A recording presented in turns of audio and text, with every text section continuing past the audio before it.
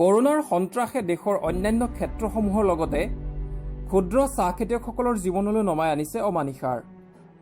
লকডাউনৰ দীৰ্ঘ সময়ছোৱাত বন্ধ হৈ পৰিছে সকলো ধৰণৰ কলঘৰ, যাৰ ফলত ক্ষুদ্ৰ চাহ খেতিয়কসকলৰ কুইণ্টলে কুইণ্টলে কেঁচাপাতসমূহ নষ্ট হৈ গৈছে।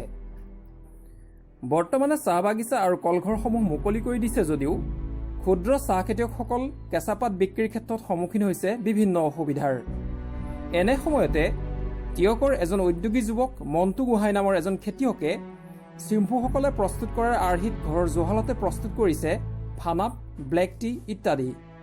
চাহ খেতিয়কৰ এই দুৰ্যোগৰ সময়ত এই উদ্যোগী লোকজনৰ পদক্ষেপ সঁচাই প্ৰশংসনীয়।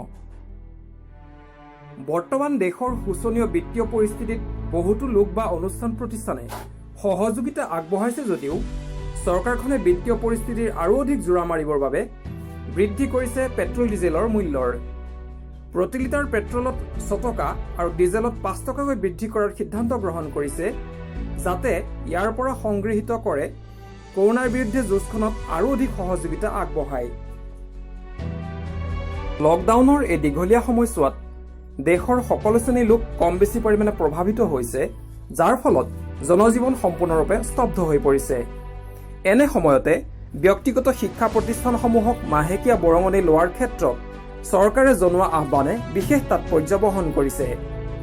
মাৰ্চ মাহৰ বৰঙণিৰ ক্ষেত্ৰত মুঠ পইচাৰ আধা অংশহে আদায় লোৱাৰ আহ্বান জনাইছে, যিটোৱে অভিভাৱকসকলক কিছু সকাহ দিব বুলি আশা কৰিব পাৰি।